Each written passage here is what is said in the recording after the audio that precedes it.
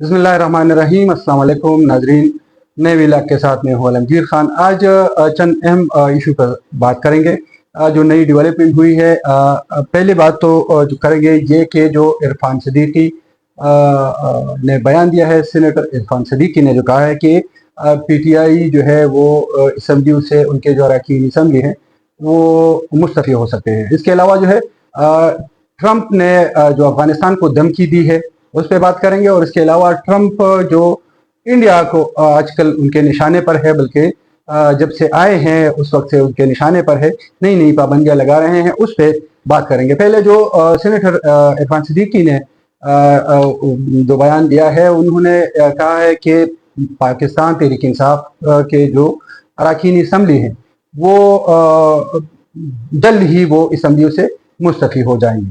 तो ये जो पहले इन्होंने कायमा कमेटियों से जो इस्तीफे दिए थे, उस वक्त भी हमने कहा था कि पीटीआई जो है उनका अगला स्टेप जो है वो यही हो सकता है कि वो कौमी असम्बली से वो अपने अरकान के इस्तीफे दे दे।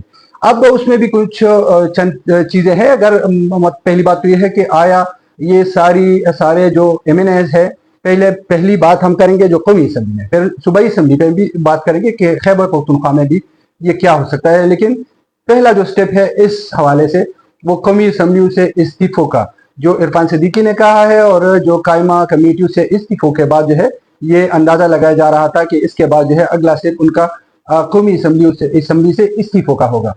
क्योंकि ये इमरान खान अच्छी तरह जानते हैं कि कौमी असम्बली में इस वक्त अपोजिशन में बैठना या पीटीआई का वहां पे बैठना जो है ये एक किस्म का हुकूमत को सपोर्ट फराहम करती है।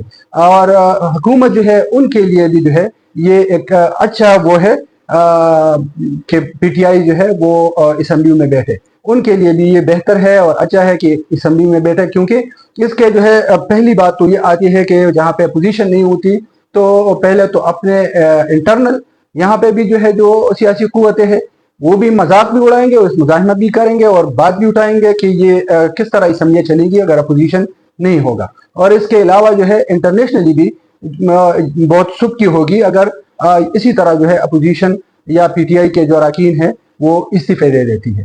तो क्योंकि और इमरान खान अच्छी तरह जानते हैं कि हुकूमत के साथ जो है वो जो पहले से शुरू से उन्होंने 9 मई और उसके बाद जो है जो वो मुख्तलिफ इकदाम उठा रहे हैं, एक तो इसकी वजह से वो मीडिया में भी इन रहते हैं, सुर्खियों में भी रहते हैं।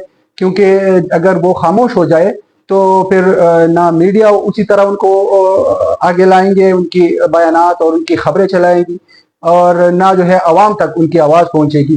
तो आपने देखा होगा कि टाइम टू टाइम कुछ भी ना हो तो वो चीफ जस्टिस को खत लिख देते हैं, आर्मी चीफ को खत लिख देते हैं, लेकिन वो इन रहते हैं। और लास्ट टाइम उन्होंने सुलेमान और कासिम के आने का वो किया था।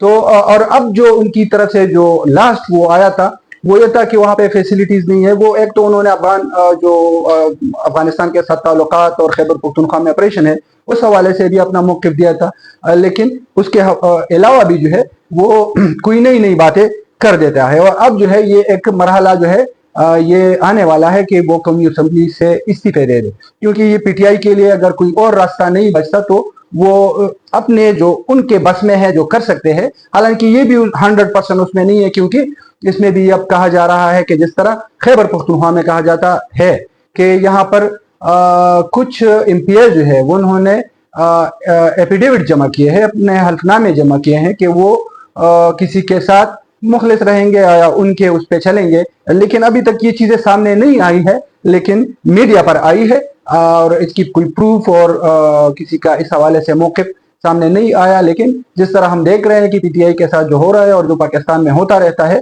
तो ये बिल्कुल पॉसिबल है कि ये होगा। लेकिन दूसरी बात जो खैबर पख्तूनख्वा असम्बली से इस्तीफों का, तो ये मेरे ख्याल में ये आखिरी ऑप्शन के तौर पर रखेंगे और ये भी पॉसिबल है। पहले तो वो नहीं करेंगे क्योंकि यहाँ पर भी उनके लिए फिर मसले बन सकते हैं। क्योंकि पहले तो अली अमीन किस तरह उनको हटाएंगे, वहाँ यहाँ पे जो दूसरे वज़रा है, फिर जो एमपीएस है, और इनमें भी अब ये बात है, ये कहा जाता है कि यहाँ पे जो है 20 से ज़्यादा लोगों ने एफिडेविट दिए हैं। अब तो ये जब ये वक्त आएगा फिर साबित होगा कि आया वाकई इस तरह लोगों ने एफिडेविट दिया हुआ है। हालांकि माजी में हम देख चुके हैं कि एक पार्टी के جو ووٹر ہوتا ہے, پی ٹی آئی نے کئی ووٹر کو نکالا تھا جس نے سینٹ میں اپنے مخالف کینڈیڈیٹ کو ووٹ دیے تھے. تو یہ پاکستان میں یہ ساری چیزیں جو ہے یہ پاسبل ہے.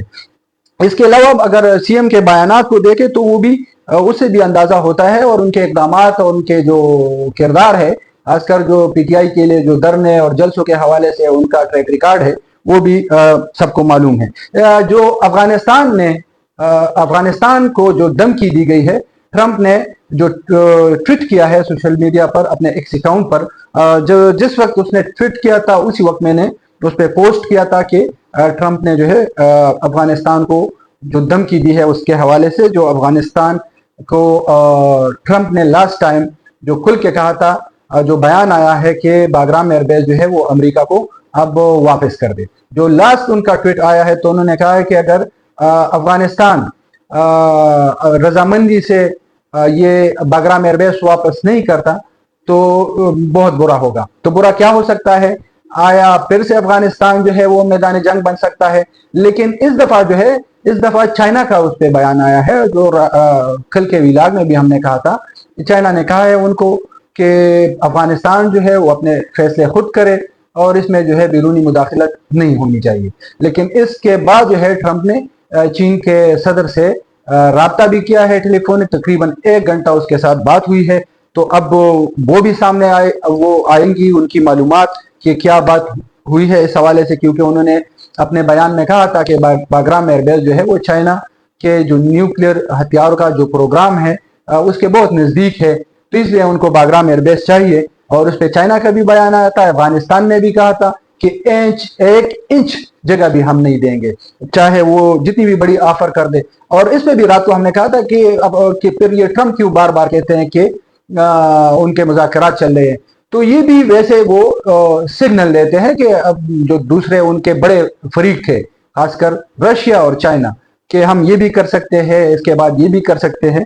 اور یہ اگر باگرام ایئر بیس کے حوالے سے بات کی جائے تو یہ بہت پہلے سے اس پہ باتیں ہو رہی تھی, جس طرح ٹرمپ نے بھی کہا ہے اور سی این این نے بھی جو خبر دی ہے اس حوالے سے کہ مارچ سے اس کے لیے کوششیں جاری تھی. اس کے علاوہ یہ ٹرمپ جو ہے آج کل جب سے آئے ہیں انڈیا اس کے نشانے پر ہے. جب سے وہ شروع میں آئے تو انہوں نے ٹیرف لگائے, پہلے 25% ٹیرف لگائے, پھر اس کو 50% کر دیا. اور اس میں بنیادی جو بات تھی وہ یہی تھی کہ ٹرمپ جو ہے وہ انڈیا کو کہتا ہے کہ آپ روس سے جو ہے تیل اور گیس کی جو سپلائی ہے جو خریدتے ہیں اس کو بند کیا جائے, کیونکہ وہ کہتے ہیں کہ انڈیا جو ہے روس سے انرجی کے مد میں جو تیل اور گیس وغیرہ خریدتے ہیں یہ ایک قسم کا یوکرین جنگ کو یہ فیول فراہم کر رہا ہے. تو شروع میں یہی کہا تھا, حالانکہ انڈیا نے اس پر کوئی کان نہیں دھری. تو اس کے بعد جو ہے یہ ٹیرف انہوں نے 25% سے 50% کر دیا.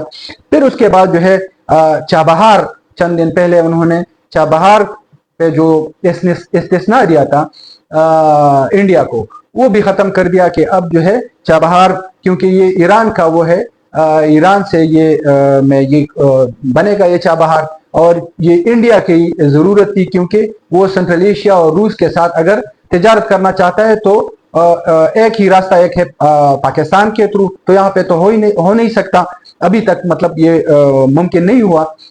فیوچر میں کیا ہوتا ہے, لیکن اس وجہ سے جو ہے انہوں نے, کیونکہ ان کو گوادر میں جگہ نہیں مل رہی تھی تو انہوں نے چابہار جو ہے وہ اسٹیبلش کرنا شروع کر دیا تھا. اور ایران نے کہا بھی تھا کہ چونکہ یہ آپ کی ضرورت ہے تو سڑکیں وغیرہ ایران نے بھی بنائی, انہوں نے بھی, لیکن باقی خرچہ انڈیا کر رہا تھا اس پہ. تو اب اس میں بھی ٹرمپ نے پابندی لگائی ہے کہ وہاں پہ بھی جو ہے وہ کوئی کاروبار نہیں کریں گے. لیکن اس کے علاوہ ایک اور بڑی وہ جو اقدام انہوں نے کیا ہے ٹرمپ نے, جو H1B کے جو ویزے ہے اس کی فیس جو ہے وہ 1500 سے بڑھا کر یہ $1,00,000 کر دی ہے. یہ پہلے $1,500 تھا اس کا فیس, اب جو ہے یہ $1,00,000 ہو گئی ہے.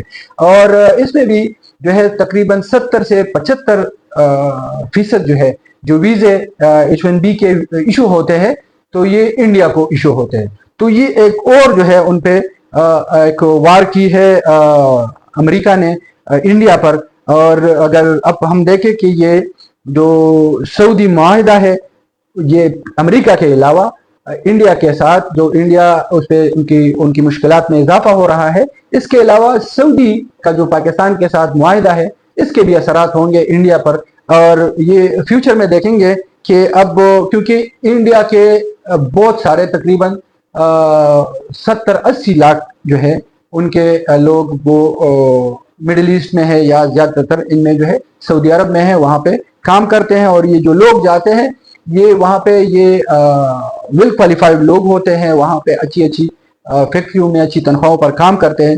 تو اب یہ ایک نیا جو وہ مشکل کڑی کر دی ہے ٹرمپ نے، اور اب جو ہے اس کے بعد سعودی ان کے ساتھ جو ہے ان کے کیا معاہدے جو آلریڈی ہیں وہ اسی طرح قائم رہتے ہیں یا اس میں بھی کچھ سختیاں آتی ہیں. اور خاص کر پاکستان کے حوالے سے کہ انڈیا جو ہے اگر سعودی کے ساتھ اپنی اس طرح اپنے تجارت اور معاہدے اور برقرار رکھتا ہے تو پھر پاکستان سے کیا وہ دور رہیں گے؟ جو آپریشن سندور انہوں نے پاس پر رکھا تھا کیا وہ پاس پر ہی رہے گا یا ختم ہوگا یا پھر سے شروع ہوگا؟ یہ آنے والے وقت میں جو ہے یہ ہم دیکھیں. شکریہ.